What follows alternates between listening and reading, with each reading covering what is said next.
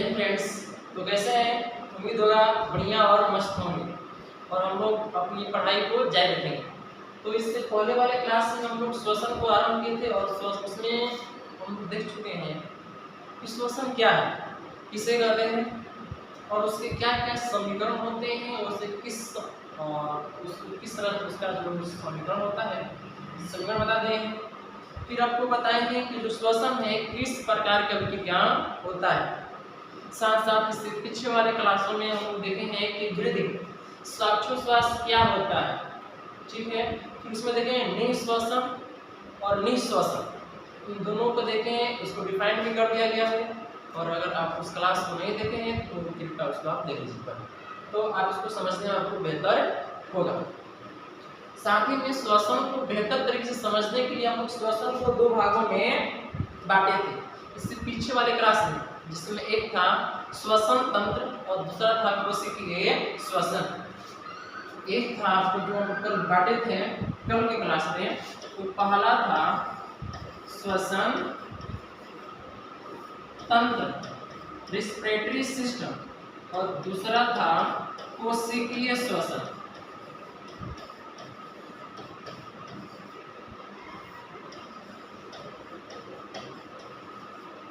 कोशिकीय श्वसन cellular respiration. आज पहले हम लोग देखेंगे श्वसन तंत्र। आखिर ये श्वसन तंत्र है क्या? श्वसन तंत्र को जैसे ही समझ जाएंगे उसके बाद हम लोग पढ़ेंगे कोशिकीय श्वसन, क्योंकि श्वसन का मुख्य उद्देश्य होता है कि ऊर्जा की प्राप्ति। जो भोजन करके हम लोग ग्लूकोज प्राप्त किए हैं, कार्बोहाइड्रेट प्राप्त किए हैं, उसको तोड़कर और ऊर्जा प्राप्त करें, ताकि उस ऊर्जा का उपयोग कर हम लोग चलने की क्रिया, बोलने की क्रिया, पढ़ने की, काम करने की जो क्रिया करना है कर सके, क्योंकि बिना ऊर्जा का कार्य करना संभव नहीं है, ठीक है। तो हम लोग पढ़ेंगे श्वसन तंत्र। यहाँ पर देखेंगे तंत्र। तंत्र का मतलब ही होता है समूह, समूह, ठीक है। और श्वसन होता है एक क्रिया, मतलब श्वसन क्रिया। अब देखिए यहाँ से परिभाषित करते हैं सिंपल, क्या कहते हैं कि श्वसन क्रिया में भाग लेने वाले अंगों के समूह क्या कहते हैं? श्वसन तंत्र कहते हैं। श्वसन क्रिया में भाग लेने वाले अंगों के समूह को श्वसन तंत्र कहते हैं। जो आपको यहाँ पर डायग्राम में दिया गया है कि श्वसन तंत्र क्या होते हैं और कौन-कौन है, यहाँ पर तो सभी को इसमें दिया गया है। आप इसको गौर से देखिए, ये जो इमेज है इस इमेज में उन सभी अंगों की चर्चा की गई है, ठीक है। यहाँ पर नासा कैविटी मतलब नासा कपाट के बारे में बताया गया है। फिर इसमें फेरिंक्स, ग्रसनी, लैरिंक्स, कंठ, ट्रेकिया, श्वास नली और ब्रोंकस या जिसको कहते हैं श्वसनी, ब्रोंक्यूल्स, श्वसनिका, एल्वेओली, वायुकोश और नीचे है डायफ्राम। तो इन्हीं सभी अंगों को विस्तार से हम लोग इसमें देखेंगे। किसमें? श्वसन तंत्र। हम इसको यहाँ पर आपके लिए पहले से ही नोट करके रख दिए थे, आप इसको देखिए। हम लोग है श्वसन तंत्र। इसमें क्या है कि श्वसन क्रिया में भाग लेने वाले अंगों के समूह को श्वसन तंत्र कहते हैं। जैसे पाचन तंत्र में कि पाचन क्रिया में भाग लेने वाले अंगों के समूह को पाचन तंत्र कहते हैं। सेम उसी प्रकार श्वसन क्रिया में भाग लेने वाले अंगों के समूह को श्वसन तंत्र कहते हैं। अब इसमें कौन कौन से अंग हैं देखिए। पहला कौन है? नासा छिद्र।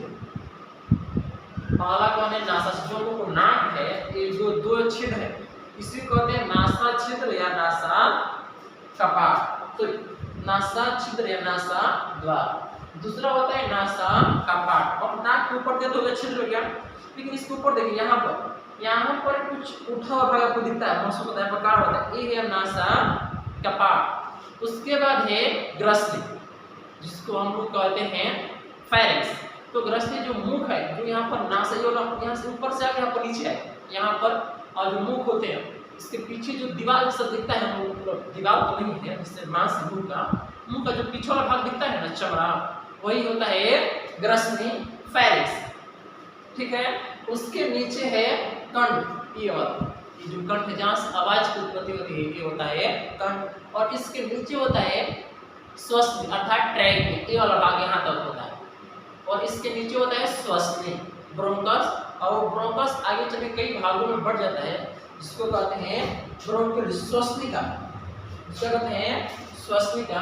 और उसके बाद जो श्वसनिका है उसमें गुब्बारे की तरह छोटे छोटे गोलाकार बहुत सारे संरचना पाए जाते हैं, जहाँ पर गैसों का विनिमय की क्रिया होगा, मतलब आदान प्रदान एक्सचेंज होगा, उसको कहते हैं वायु कूपिका या वायु कोष्ठिका एल्वेली। तो हम लोग इन्हीं सभी को इसमें विस्तार से देखेंगे श्वसन तंत्र, ठीक है। अभी बस हम केवल सभी के बारे में केवल इंट्रोडक्शन दे हैं कि इसमें कौन कौन होता है, ठीक है। अब हमको इन सभी के बारे में विस्तार से पढ़ते हैं, देखते हैं। तो देखिए पहला कौन है, नासा छिद्र, मतलब ये इसका क्या कार्य हो सकता है, अब खुद सोचिए। देखिए साइंस पढ़ रहे हैं, बायोलॉजी, ये बस दिमाग मत रखिए ना कि पढ़ना है परीक्षा में तो उसको लिख के पास हो जाना है, ठीक है। पढ़ाई करना चाहिए तो नॉलेज के लिए। महान पुरुषों भी कहे हैं कि अगर आपके पास नॉलेज है तो आप कामयाब होंगे, ठीक है। तो आप अपने अंदर काबिलियत भरिए, और आप में काबिलियत होगा, कामयाबी झक मार के खुद ही खुद आ जाएगा। कामयाबी के पीछे भागने पर कोई फायदा नहीं। नॉलेज एकत्र कीजिए, पढ़िए मन से, इसलिए मत पढ़िए कि बिहार बोर्ड में कोई अच्छा नंबर लाए, नहीं, आप पढ़िए कि नॉलेज, आखिर हमें ज्ञान हो कि हम शोषण क्रिया करते कैसे, और आप इसको इस उद्देश्य से पढ़ेंगे तो आपको पता भी चल जाएगा और परीक्षा में लिखकर अच्छा नंबर भी ला जाएगा। तो उद्देश्य दोनों होना चाहिए, लेकिन मुख्य उद्देश्य होना चाहिए बहुत अधिक मात्रा में सीखें, जैसे भी सीखें, क्योंकि सीखने पर हमें बल देना है, ना कि केवल रटने पर और परीक्षा में नंबर लाने पर। तो सोचिए जो नासा द्वार है, नासा इसका क्या कार्य हो सकता है, इसका क्या कार्य है, तो इसका बस एक ही कार्य है ना कि जो वायुमंडल मतलब हवा, इस हवा से क्या करना, इस हवा को ग्रहण करना, इसका जो सांस है ना, तो कहाँ से ले, इसी की वजह से लिया ना, इस तरह से इससे चल गया, इससे कान से नहीं गया है, कहाँ से गया है, नाक से। तो जो नाक के दो छिद्र देखे हैं, जो कहाँ है, हमारे मुख या ओठ के ऊपर दो छिद्र पाए जाते हैं, इन्हीं दोनों छिद्रों को कहते हैं नासा द्वार। और इसका मुख्य कार्य है कि वायुमंडल से गैसों को ग्रहण कर इसके ऊपर वाले भाग नासा का पार्ट को दे देना या नासा का पार्ट तक पहुंचा देना, बस इसका केवल इतना ही कार्य है। उसको भी हम यहाँ पर डाल देंगे। नासा द्वार मानव श्वसन तंत्र का पहला है जो वायुमंडल से वायु को ग्रहण करने का कार्य करता है, और कार्य किसको देगा, नासा का पार्ट, और कुछ नहीं होता। उसके बाद है नासा का पार्ट, ये तो अगर ये पहला भाग है कौन, नासा का, ये कौन हो जाएगा, सोए दूसरा हो, इसके पास वही गए हैं हवा, तो गए हैं हम, कहाँ से गया है, तो नासा द्वारा इसको पहुंचाया है।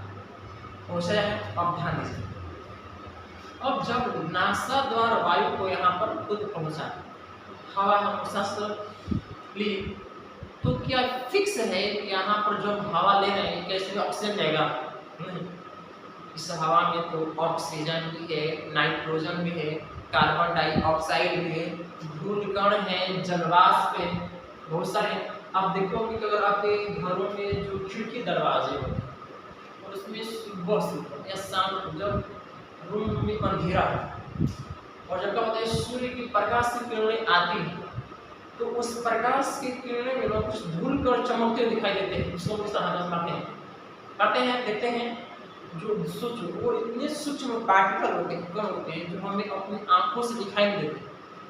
कब दिखाई, जब रूम अंधेरा हो, छोटी सी रोशनी की किरण आती है तो हमें पता चलता है। अब बताइए, अब यहाँ पर हमें पता चलेगा कि यहाँ पर धूल कण है कि नहीं पता चलता है, तो हम सांस ले ली, ये तो अंदर गया, क्या उस धूल कण को हमारे अंदर जरूरत है फेफड़ा को, तो हमारे फेफड़ा को जरूरत नहीं, और उसका अगर उसको हम लेते रहे कंटिन्यू ना, तो धूल कण जाके फेफड़ा में भर जाएंगे, फेफड़ा भर जाएंगे, इसमें भरेंगे वायु कुपिका में भर जाएगा, खराब हो जाएगा फेफड़ा। इसीलिए ईश्वर ने कहा कि उसके लिए बढ़िया व्यवस्था कर दी पहले, लेकिन नहीं इसको सफैया कर दो, जो धूल कण है इसको जाने ही मत दो। इसे देखते क्या है कि जो हमारा नाक होता है यहाँ पर पाए जाते हैं बाल, पाए जाते हैं बाल। अब इस बाल का केवल कार्य इतना ही है कि जो धूल कण आ रहे हैं उस धूल कण को रोक देना, ताकि प्योर छना होगा वायु हमारे अंदर नासा कपाट के पास जाए। नासा कपाट में छनने का कार्य होता है। परंतु कुछ ऐसे होते हैं, जैसे मान लीजिए अब छोटे छोटे पार्टिकल होते हैं जो आवाज नहीं मांगते हैं, अधिक हम जगह करेंगे। जिससे मान लीजिए होता क्या है कि कहीं पर जैसे रोड पर क्या होता है कि परिवहन पर लगा दिया गया ट्रैफिक पर, ट्रैफिक पुलिस है, वहाँ पर ट्रैफिक यहाँ पर मतलब जब ग्रीन सिग्नल होगा तभी आपको जाना होगा, क्योंकि उधर होता है, उधर अरे हम ले जाएंगे और उसी रेड सिग्नल में ले घुस जाता है। आप पुलिस प्रकार कहाँ जाते हैं, रेड सिग्नल बाटे कहाँ जाए, पकड़ के उसके चालान खड़े है, हमें कहते हैं चल जेल पे चल, पता है। उसी तरह जो मन मौजी है, जो रूल तो फॉलो कर रहा है उसको तो नहीं है, लेकिन जो मन मौजी है हम ही बढ़ के अपने को दिखाता है, उसके लिए वो व्यवस्था किया गया। तो हमारे इसमें कुछ धूल कण है ना, इसको बाल को छान देता है, लेकिन कुछ मन मौजी होता है, पता है हम ये सबसे बड़ा है, हमने छान लेगा रोक देगा, बाल तुम्हें इतना क्षमता नहीं है, औकात नहीं है, एक व्यवस्था करेंगे, लेकिन एक चलान किसे करेंगे हल पूछा है ना। इसके लिए कि एक यहाँ पर बगल में जैसे बाल होता है ना, बाल के पीछे आप यहाँ पर साफ करते हो अपने नाक को, लेकिन वहाँ पर कुछ रेड भाग दिखता है, वो होता है चिपचिपा म्यूकोस वहाँ से निकलता है, एकदम चिपचिपा पदार्थ होता है सफेद रंग का, ठीक है। और वो क्या करता है, अब यहाँ से जो धूल कर बच के चले गए वो अंदर जगह होते हैं उसी चिपचिपा पदार्थ में सट जाते हैं, और जिस कारण का होता है कि उस तरह से वायु का होता है एकदम फ्रेश शुद्ध होकर हमारे अंदर पहुँचता है, और उसी को हम क्या होते हैं लंबे समय के बाद उसको साफ कर देते हैं, ठीक है। अब देखिए इसके बाद अब वायु कहाँ पहुँचेगा, आगे पहुँचेगा, ये आपका देखिए नासा कपाट, जिससे बताएंगे ये श्वसन तंत्र का दूसरा सबसे प्रमुख अंग है, जो वायु को नासा द्वार से ग्रहण कर ग्रसनी को देता है। मतलब आगे यहाँ पर नासा द्वार, यहाँ पर नासा कपाट और इसके आगे ग्रसनी। अब ग्रसनी को पहुंचेगा, नासा कपाट में बाल और चिपचिपा म्यूकस पाया जाता है, जो वायु में उपस्थित धूल कणों को फेफड़े में जाने से रोकने का कार्य करता है, ठीक है। अब देखते हैं हम लोग ग्रसनी को। नहीं ग्रसनी है क्या, तो ग्रसनी कुछ नहीं है, ग्रसनी एक खाली स्थान वो है कहाँ, जो नासा कपाट यहाँ पर है, ये देखिए ये जो है ना नासा का इस तरह से आगे इस तरह से नीचे आता है, तो नासा कपाट के नीचे और मुंह के पीछे वाले भाग को कहते हैं ग्रसनी। और ये ग्रसनी ऐसा स्थान है ना जहाँ पर हवा भी जाके मिलता है, और हम जो भोजन करते हैं भोजन भी जाकर वहीं पर मिलता है, मतलब वहाँ पर तो मिल जाता है, भोजन भी मिल गया और हवा भी, जब हम खाना खा रहे हैं और सांस भी खाना खा रहे हैं वहाँ पर तो मिल गया। लेकिन आप जानते हैं कि भोजन के जाने के लिए अलग नली है जिसको कहते हैं ग्रास नली, और वायु के लिए एक अलग नली है जिसको कहते हैं श्वास नली। यहाँ पर क्या किया जाए, इसके लिए एक अलग व्यवस्था की गई। तो देख लेते हैं ग्रसनी को। ग्रसनी नासा कपाट के नीचे और मुख के पीछे वाले खाली भाग को कहते हैं, जहाँ पर भोजन और वायु दोनों मिलते हैं। ग्रसनी के नीचे दो प्रकार की नलियां खुलती हैं, एक को कहते हैं ग्रास नली और दूसरे को कहते हैं श्वास नली। परंतु समस्या यहीं पर आ गई। अब देखो हुआ क्या, इस तरह से अब आप सोचिए कि यहाँ पर इस तरह से आपका आ गया ये वाला जो भाग है इसको कहेंगे ग्रसनी, और ये इस तरह से, लेकिन इसके नीचे जाने पर होगा क्या कि यहाँ पर दो ढेर नली बन गया। इधर वाला जो नली है इसको कहते हैं श्वास नली, श्वास नली, और इसको कहते हैं ग्रास नली। अब तुम भोजन किए हो तो तुम्हारा भोजन भी इधर आ गया, ऊपर सांस लिए हो तो सांस भी यहीं पर ग्रसनी के पास आ गया। अब भोजन और हवा दोनों मिक्स हो गया, लेकिन भोजन को जाना है ग्रसनी में और हवा को जाना है श्वसनी में। अब कैसे होगा, समस्या है कि नहीं? होना क्या चाहिए था कि इस पर ढक्कन होना चाहिए, ढक्कन, इस पर ढक्कन होना चाहिए था, ताकि जब भोजन करें ना तो ग्रास नली वाला ढक्कन खुल जाए, ताकि भोजन मुख से इस तरह से आए, इस तरह से भोजन मुख से आए और ग्रसनी में होकर आमाशय में, स्टोमच में पहुंच जाए। और जब सांस ले तो क्या होना चाहिए? सांस वाला होना चाहिए था कि नाक से आए, नासा का पार्ट से ग्रसनी से होते हुए श्वास नली से होते हुए क्या चल जाए अंदर फेफड़े। और तो यहाँ पर कुछ ऐसा है नहीं, तो यहाँ पर एक विशेष चीज यहाँ पर क्या किया गया है, यहाँ पर हमारे शरीर में संरचना इस प्रकार है कि मान लीजिए दो नलियां हैं और इसके ऊपर जो ढक्कन है ना, ढक्कन एगो है, मांस की बनी हुई एक ढक्कन है, संरचना है। इसका कार्य मुख्य रूप से ही है कि आवश्यकता के अनुसार तो वो इस श्वास नली को ढक दे, कभी श्वास नली को ढक दे तो कभी ग्रास नली को ढक दे। जब भोजन करते हैं उस समय यह जो मांस की बनी संरचना है जिसको कहते हैं एपिग्लोटिक्स,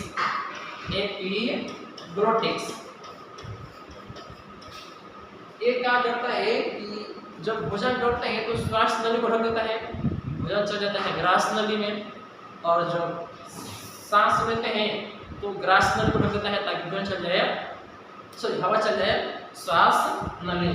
इस एपिग्लोटिक्स का यह कार्य इस तरह से है कि यह दोनों कार्य आवश्यकता अनुसार कभी कभी करता है। परंतु होता क्या है कि हम लोग जिससे खाना खाते हैं अचानक और बातचीत करते रहते हैं अपने परिवार के साथ, मान लीजिए एकदम बढ़िया से पूरा परिवार आपको बैठ कर खाना खा रहे हैं, आपस में बातचीत कर रहे हैं, खा रहे हैं खाना, उसके बाद हिचकी करते हैं। अब सोचो हिचकी कैसे आ गई, तो जब हिचकी आता है ना तो घर में कहते हैं कि लगता है कि तुमको कोई याद कर रहा है, कहते हैं ऐसा कोई बात नहीं है। जब हिचकी आता है ना तो कोई तुम्हें दूसरा याद नहीं कर रहा है, तुम किसी को याद कर रहे हो ना, इसीलिए हिचकी आ रहा है।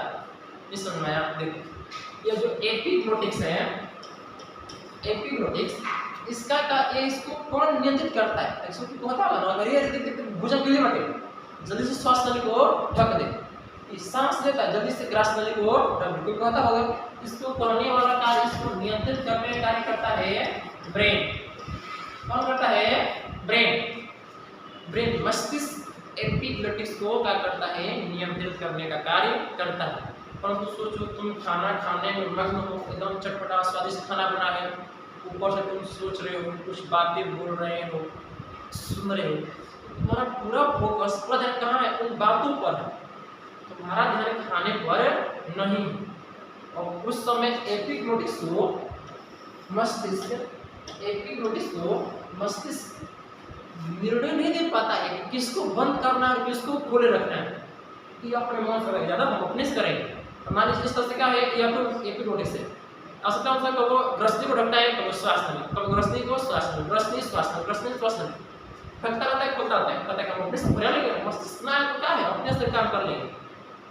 इस तरह करते करते सोचता है कि अब मस्तिष्क कहेगा कि किसको ढकना है, किसको खोलना है। मस्तिष्क को उधर ध्यान में कहीं सोच रहा है, कुछ सुन रहा है, बताओ ना, कभी समझ काम के लगे और किधर क्या सोचा है, अब काम नहीं कर रहा, हम भी काम ना करें, अपनी जगह से लगा होता है खड़ा अवस्था है। तब तक तुम क्या करते हो? बात करते करते इधर रोटी के टुकड़ा तोड़ते हो, मुंह में डालते हो, चबा कर निगलते हो, चावल को लेकर डालते हो, चबाते हो, निगलते हो। उसी दौरान होता क्या है कि मिस्टेक से जो तुम्हारा भोजन का टुकड़ा जाना चाहिए था ग्रास नली में, ये तो ग्रास नली में जाता ही, लेकिन छोटे छोटे कुछ ऐसे टुकड़े होते हैं ना जो मिस्टेक से आ जाते हैं श्वास नली में। श्वास नली में या नीचे की तरफ आ जाते हैं, इधर इधर। अब यहाँ से यहाँ पर पाया जाता है एपिग्लोटिक्स, यहाँ पर। अब इधर आइए, अब इधर वो किधर लगता है? ट्रैकियम अर्थात श्वास नली, और नीचे यहाँ पर दिखता है फेफड़ा, जो लंग्स है नीचे फेफड़ा दिखता है। तो करिए ये तो हवा ना हटे, ऑक्सीजन ना हो, ये तो लगता है कि भोजन हो। तो कहते हैं डायफ्राम से नीचे है, डायफ्राम ये वाला है, डायफ्राम से अरे डायफ्राम ये तो भोजन आ रहा है, ये किसका नीचे टेंशन कम है ना। और क्या करता है डायफ्राम नीचे से लेके नीचे से इस तरह से ऊपर इधर हचका देता है। इधर क्या होता है हिचकी, हिचकी मतलब क्या होता है डायफ्राम नीचे फैलता है और जितना सारा हवा होता है फेफड़ा में ना सभी हवा एकदम प्रेशर में फेंकता है। वो इतना जबरदस्त फेंक देता है कि किसी का मुंह नाक में हर जगह से क्या होता है चारों टुकड़ा मार फटकार के फेंक देता है। एकदम मतलब हाँ शरीर के सामने वाला बात कर देते। तो इतना खतरनाक क्यों किया ये डायफ्राम इधर से हवा फेंकता है प्रेशर से ताकि इसमें जो भोजन के कण आ गए ना ये बाहर निकल जाए, क्योंकि अंदर आएंगे तो हमारे फेफड़े को नुकसान पहुंचा देंगे। इसलिए डायफ्राम जितना अच्छा देना भागता है इधर जितना सारा होता है सब दूसरे के मुंह पर, ठीक है ना। ये कार्य करता है एपिग्लोटिक्स, कार्य करता है एपिग्लोटिक्स। इसका मुख्य कार्य यही है कि यह भोजन को जाने से रोके और इसी बात को हम आपको यहाँ पर नोट करा देंगे। लिखा है कि ग्रास नली और श्वसनी के मध्य मांस की बनी एक कोमल संरचना होती है जिसे एपिग्लोटिक्स कहते हैं, जो समय अनुसार कभी ग्रास नली और कभी कभी श्वास नली को खोलता और बंद करता है। ठीक है, आज के क्लास में हम लोग इतने देखेंगे और इसके बाद जो बच रहा है श्वसनी ट्रेकिया के बाद तीसरा हम लोग अगले क्लास में देखेंगे।